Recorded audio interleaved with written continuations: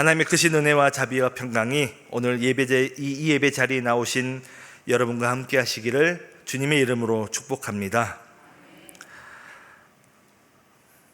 출애굽기 17장에 보면 이스라엘 자손의 온 회중이 이제 신광야를 떠나 주님의 명령대로 진을 옮겨가면서 이동하고 있던 중에 이야기가 나옵니다. 그들이 하나님의 인도하심을 따라서 신광야를 떠나 르비딤이라는 곳에 진을 쳤는데 마실 물이 전혀 없는 상황이었습니다. 그래서 모세에게 물을 좀 주십시오 라고 했는데, 출애굽기 17장 2절에 보면 백성이 모세와 다투어 이르되 라고 시작합니다. 물을 달라고 하면 되는데 왜 다투었을까요? 이렇게 기록을 하고 있을까요? 세번역 성경을 보면 이 말을 어떻게 표현하냐면 대들었다 라고 표현을 합니다. 왜 자기들을 여기까지 데려왔냐고, 자기들과 자기들의 자녀들과 가축들을 다 목말라 죽일 거냐고 하면서 항의했다라고 기록하지요. 그리고 모세는 이 백성들의 태도, 이 대드는 행동을 뭐라고 표현을 하냐면 주님을 시험하는 행동이라고 모세는 표현을 합니다. 물이 없어서 물을 요구한 백성의 모습은 모세가 자기가 죽을 수도 있겠다 라는 생각이 들 만큼 그런 강한 표현이었습니다. 목이 말라서 그냥 단순히 그랬다고 하기에는 조금 강한 모습이지요.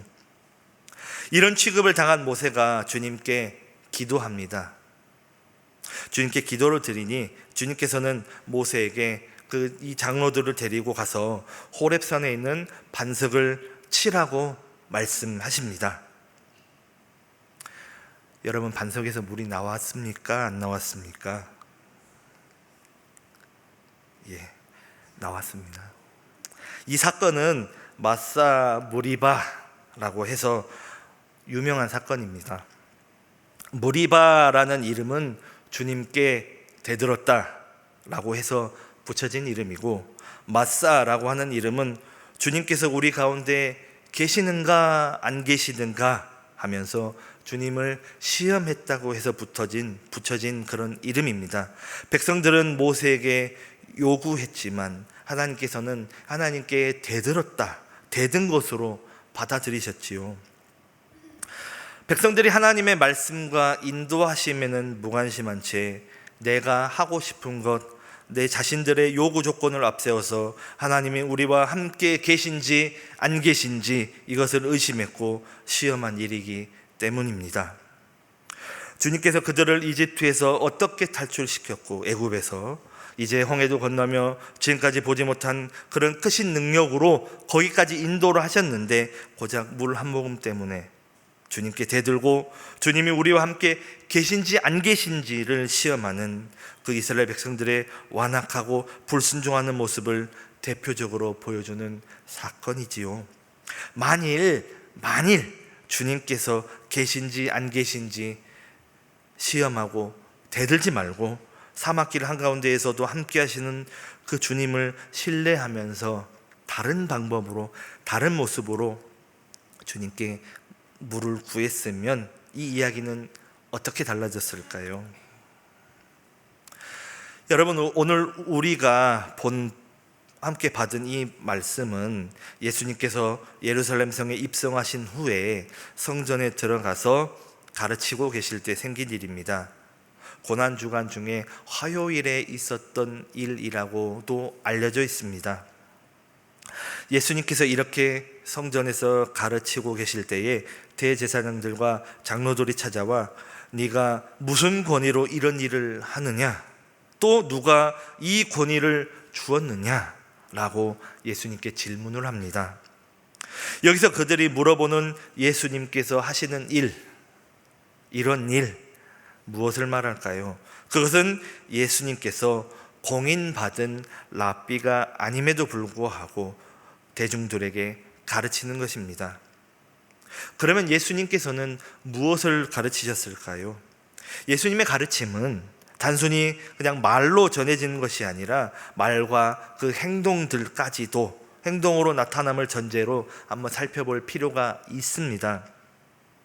예루살렘에 입성하기 전 공생의 기간 동안 이 하늘나라에 관한 것들에 대해서 많이 가르쳐 주셨습니다. 때로는 비유로, 때로는 많은 사람들 앞에서, 때로는 제자들에게, 때로는 조금은 어렵지만 조금은 직설적으로 비유로 이렇게 많이 알려주셨습니다. 그리고 마태복음 21장 1절부터 기록된 예루살렘 성에 입성하실 때에 호산나 다윗의 자손이여 라는 그런 왕이 받을 만한 환대를 받고 성에 들어오셨지요. 또 성전에 들어가신 후에는 성전 안에서 행해지는 모습들을 보시고 성전을 깨끗하게도 하셨습니다. 또 성전뜰에서 눈먼 사람들, 다리 저는 사람들을 고쳐주시기도 하셨고 무화과 나무도 저주하셨습니다. 그런 모습을 보고 대제사장들과 율법학자들, 서기관들은, 장로들은 15절에 노했다, 화가 났다 라고 이야기합니다. 대체 왜 화가 났을까요? 이런 모습을 보고 화가 난 대제사장들과 백성의 장로들이 당신은 대체 누구의 허락을 받고 이런 일들을 하느냐? 라고 물어본 것입니다. 두 개의 질문으로 이루어진 이들의 질문, 근데 공통적으로 둘 다 이 권세, 누가 너에게 그런 권한을 주었냐? 이거에 대해서 묻고 있는 것입니다.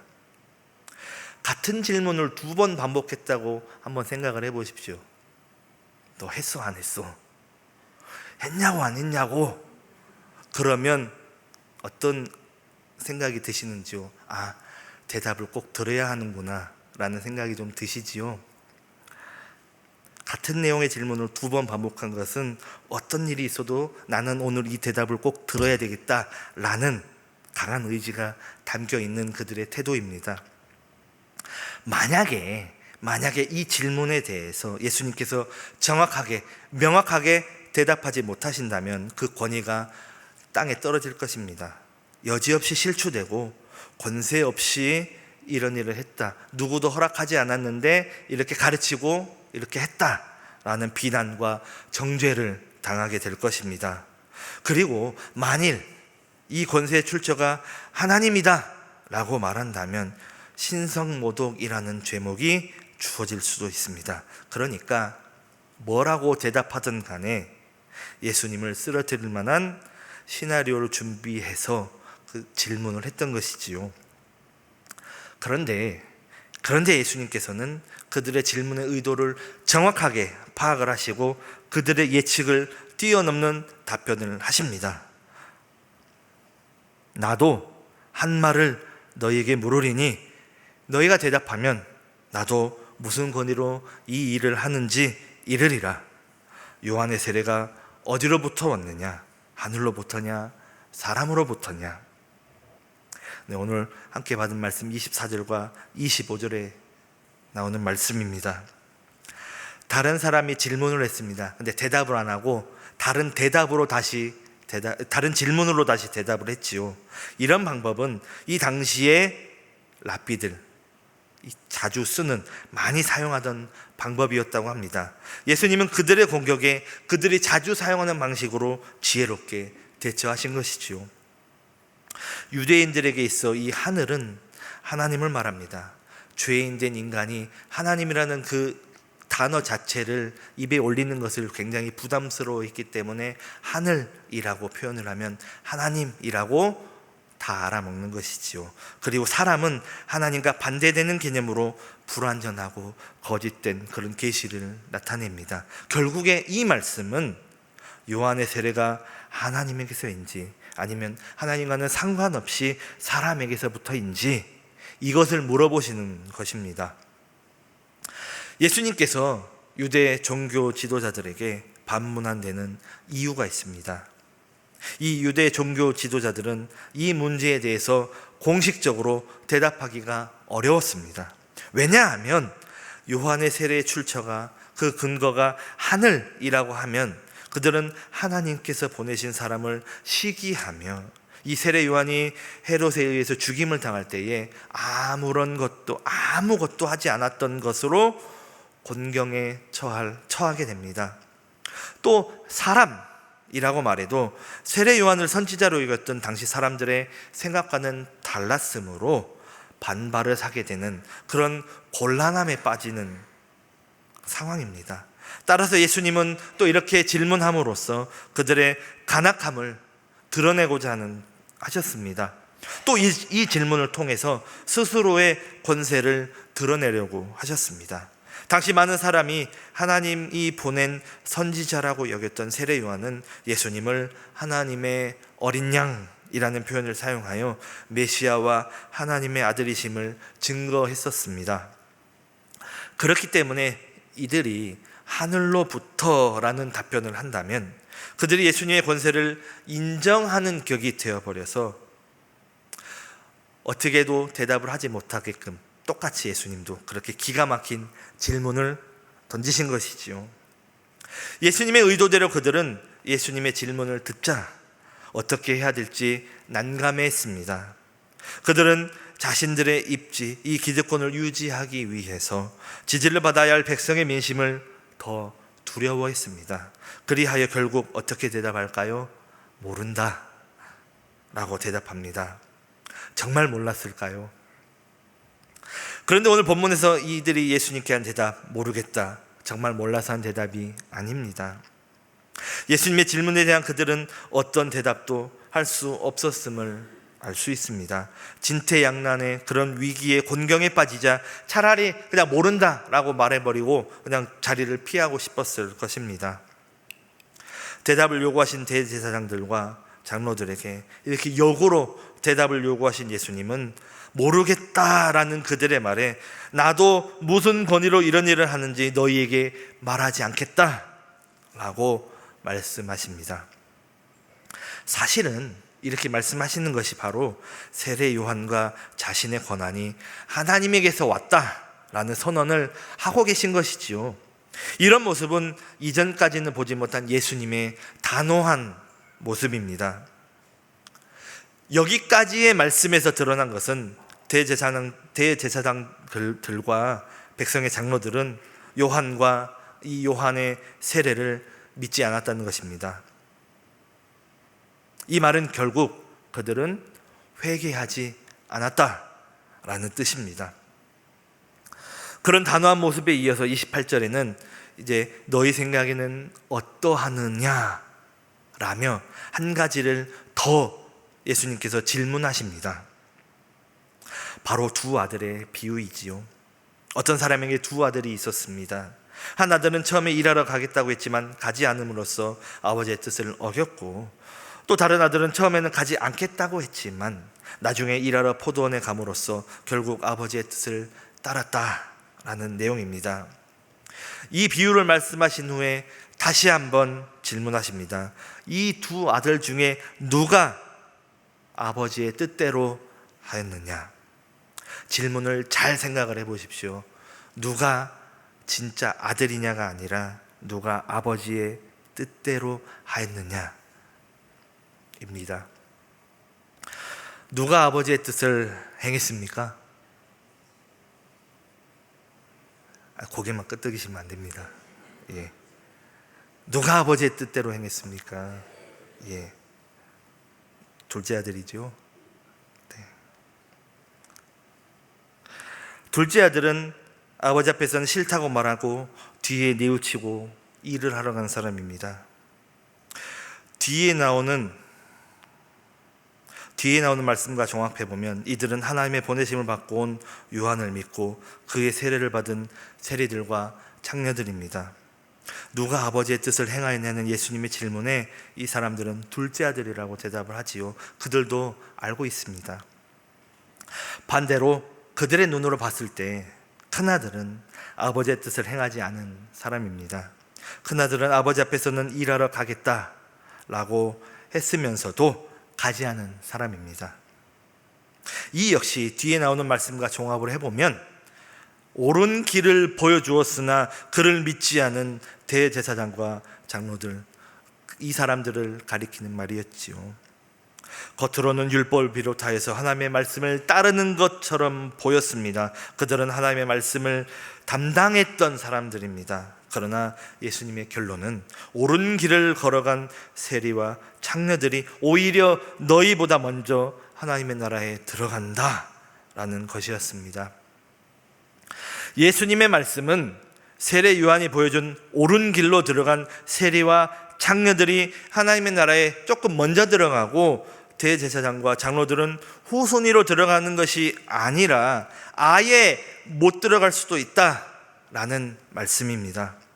그리고 오늘 이 시대에도 세리와 창녀들 뿐만 아니라 세례 요한이 외치고 보여준 하나님의 나라가 가까이 왔으니 회개하라 라는 그 말씀에 반응하여 바로 회개와 세례를 통하여서 오늘 이 시대에도 하나님 앞에 받아들여질 수 있는 방법을 보여주셨다는 것이지요. 세례 요한은 회개하고 예수님을 바라보게 하는 표지판이었습니다. 여러분, 요 앞에 가면 표지판 있습니다. 도로에 가면 표지판의 역할이 무엇입니까? 직진하면 어디가 나오고 좌회전하면 어디가 나오고 하는 그 목적지를 알려주는 판이지요. 세례 요한을 선지자로 믿은 이 세례와 창녀들은 세례 요한의 메시지에 회개하고 그렇게 예수님을 바라보게 하는 그 손가락을 보고 예수님을 보고 그리고 하나님께로 나아갈 수 있었습니다. 회개하고 예수님의 이름으로 받는 세례를 통해서 성도는 성령님의 함께 하심을 체험하게 되고 성령님을 통해 죄의 유혹에 승리하게 됩니다.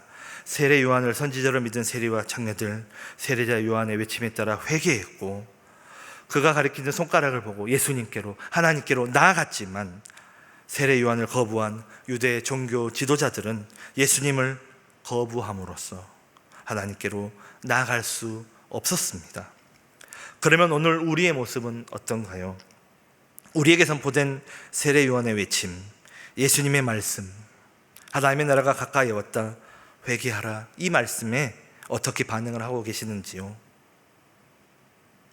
이 말씀은 내 말씀이 아니야, 나에게 주어진 말씀이 아니야, 저 사람을 향해 주시는 말씀이야 라고 하면서 옆 사람을 이렇게 쳐다보고 계시지는 않으신지요? 아니면 이 말씀은 오늘 나에게 주시는 말씀이야, 참 감사해 라고 생각하며 끊임없이 삶에 비추어보고 그 와중에 찔림이 있다면 회개하고 돌이키며 그렇게 살아가지 않으려고 애를 쓰며 살아가시는지요? 찔림이 있으시면 뉘우쳐야지요. 그런데 보통 여기에서 멈춰지는 경우가 많습니다. 뉘우친 것을 실제 삶에서 바꿔나가야 하는데 온갖 가지 이유로 쉽지가 않습니다. 그런데 뉘우침만으로는 안 됩니다. 보통 뉘우침에서 멈춘 것을 후회한다 라고 또 말합니다. 물론 뉘우치는 거 참 중요합니다. 뉘우쳐야지요. 잘못된 길을 가고 있는 것을 알고 깨달아서 돌이켜야지요. 돌아서야지요. 그러면 돌아섰으면 어떻게 해야 됩니까? 돌아선 그 방향으로 나아가야 하지요. 그렇게 우리는 뉘우치는 것에서 멈추지 말고 아버지의 말씀을 따라 포도원으로 가야 합니다. 여기서 나아가는 것에 대해서 조금 더 우리가 생각해 볼 필요가 있습니다. 우리는 흔히 이 회개를 죄를 뉘우치고 바로잡다라고 이해하는 경우가 많습니다. 한자로 회개라는 말을 그대로 해석한 결과이지요.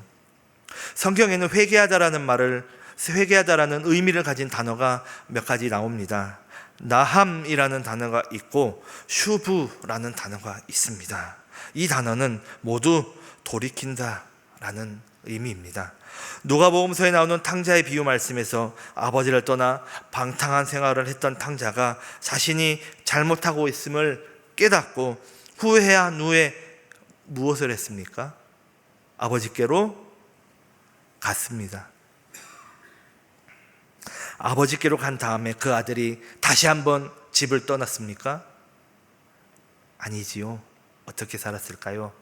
안 나와서 모르지만, 성경에 기록되어 있진 않지만 죄와 허물뿐인 자신을 반겨준 그 아버지의 사랑이 그를 예전에 머물러 있지 않게 합니다. 오늘 말씀의 세례와 창녀들이 세례 요한의 메시지를 듣기 전의 모습은 누가 봐도 죄인의 모습이었습니다. 포도원에 가서 일해라 라는 아버지 말씀에 싫습니다, 내가 왜요? 라면서 반항했지요. 그런데 그들은 세례 요한의 외침을 귀담아 들었습니다. 하나님의 나라가 가까이 왔다, 회개하라, 이 외침을 귀담아 들었습니다. 말씀을 듣고 뉘우치며 회개 세례를 받았지요. 그리고 예수 그리스도께서 선포하신 복음을 믿었습니다. 뒤에 뉘우치고 일하러 간 그 아들의 모습이지요. 그러면 이렇게 세례 요한의 메시지를 귀담아서 회개하고 복음을 듣고 믿었으며 내주하시는 이 성령님을 매 순간 의지하는 그런 삶을 사는 모습은 어떤 모습일까요? 빌립보서 2장 12절과 13절 말씀을 제가 읽어드리겠습니다. 지금 나 없을 때에도 항상 복종하여 두렵고 떨림으로 너희 구원을 이루라. 너희 안에서 행하시는 이는 하나님이시니 자기의 기쁘신 뜻을 위하여 너희에게 소원을 두고 행하게 하시나니. 아멘. 예수님께서 선포하신 복음을 믿게 된 이가 살게 되는 삶은 복음에 합당한 삶입니다. 이 삶은 하나님에 대한 계속적인 순종을 요구합니다. 이 순종의 본을 보이신 분이 바로 예수 그리스도이십니다. 예수 그리스도께서는 하나님의 모습을 지니셨지만 동등함을 당연하게 여기지 않으시고 자기를 비워서 종의 모습을 취하신, 죽기까지 하신 그 순종입니다. 이 순종의 결과로 우리는 하나님 아버지께로 나아갈 수 있게 되었지요. 우리는 이 순종의 모습을 본받아서 구원을 이루어 가야 합니다.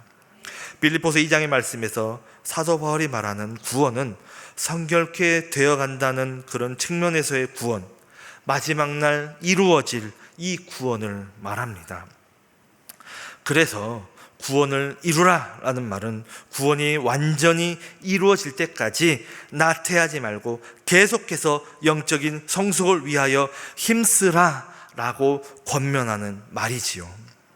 믿음으로 이미 시작되었고 이로 말미암아 장차 완성될 구원이지만 그 과정에서 예수 그리스도를 믿는 사람들은 자기 자신을 부단히 성화시켜 나가야 함을 말합니다. 여러분, 거룩함은 내가 끝까지 추구해야 하는 것이고 단단하게 붙드는 경쟁이자 싸움이며 경주임을 잊지 마십시오. 이 모든 일들을 혼자 하기에는 버거울 수 있습니다.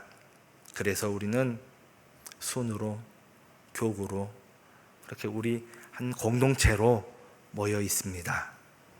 서로의 모습을 보고 너는 뭐 그렇지 이렇게 생각하지 마시고 서로 손잡고 한 걸음 한 걸음 그렇게 계속해서 아버지 하나님의 뜻대로 나아가는 그런 삶을 살아가야 할 줄로 믿습니다.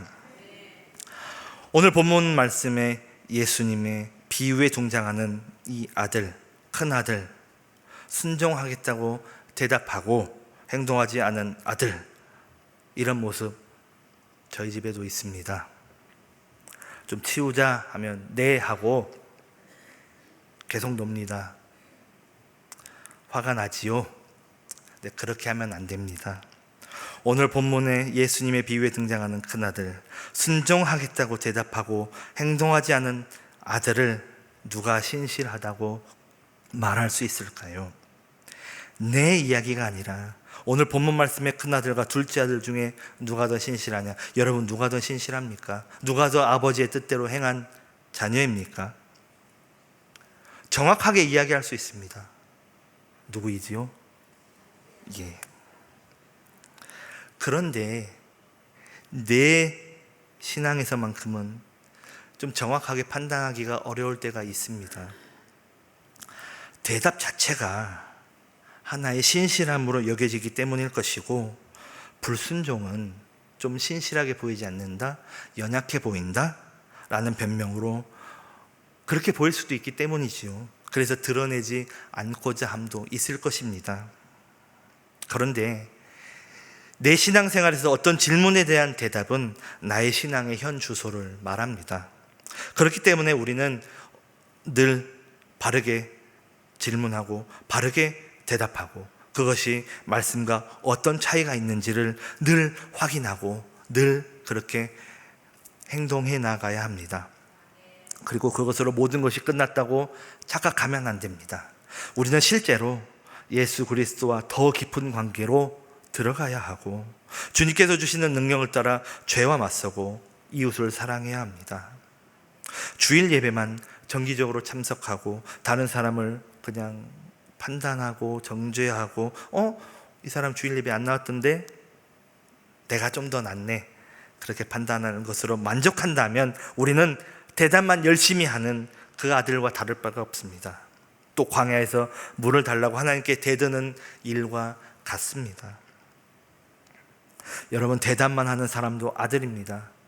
가겠다, 예, 가겠습니다 라고 했던 그 사람도 아들입니다만 예수님께서는 누가 아버지의 아들이냐고 물은 것이 아니라 누가 아버지의 뜻을 행하였냐, 그들이 너희보다 먼저 하나님의 나라에 들어간다라고 말씀하셨음을 꼭 기억해야 합니다. 여러분, 잊지 마십시오.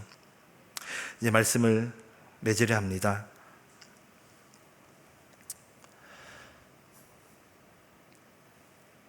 대답에 그치는 신앙생활에 만족하지 말고 아버지의 말씀에 싫다고 대들며 일하러 가기를 거부했던 아들과 같이 우리는 매 순간, 삶의 매 순간 함께 하시는 그 하나님의 은혜로 그 행동이 뭐가 잘못됐는지를 깨닫고 그 행동들을 뉘우치고 돌이켜서 포도원으로 들어가야 합니다. 그래서 일을 해야 되지요. 가서 땀을 흘려야 합니다. 우리에게 주신 말씀으로 우리의 행동들을 돌아보고 나아가서 삶의 자리에서 우리는 땀을 흘려서 그 말씀을 살아내야 합니다. 이것이 바로 아버지의 뜻대로 행하는 것이고 하늘나라에 들어가는 삶입니다. 여러분, 이번 한 주 남은 시간들도 하나님의 말씀에 대들었던 모습이 있었다면 뉘우치고 돌이켜서 아버지의 뜻대로 행하고 하늘나라를 누리는 삶을 모두가 살아가시기를 주님의 이름으로 축복합니다.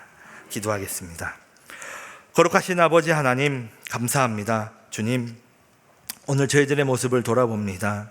저희들은 죄와 더불어 먹고 마시다가 아버지의 말씀에 아니라고, 하지 않겠다고 대들기만 하다가 먼지처럼 사라질 허무한 존재임을 알게 되었습니다. 그러나 저희를 너무 사랑하여 주셔서 독생자 예수님을 보내주시고 이 하늘나라와 복음을 알게 하셨으며 돌이키고 하나님을 의지하며 말씀을 누리며 살아가게 하셨습니다. 이 모든 은혜에 감사드립니다. 또 아무런 공로 없는 우리를 자녀로 삼아주시고 따뜻한 교회와 화목한 가정을 주셨음에도 감사합니다. 하지만 저희들 선물로 주신 이 모든 은혜들을 망각한 채 말씀을 듣고 말씀이 가까이에 있지만 귀담아 듣지 않았으며 예수님을 죽이려고 한 대제사장들과 장로들처럼 살아가고 있지는 않는지 돌아보게 하여 주시옵소서. 혹시나 그런 모습이 있었음을 알게 된다면 잘못했다고 고백하고 그런 모습을 다시는 하지 않겠다는 결단을 하며 살아가는 모든 순간 도와주시는 하나님을 온전히 의지하며 살아가게 하여 주시옵소서. 모든 것에 감사드리며 예수님의 이름으로 기도합니다. 아멘.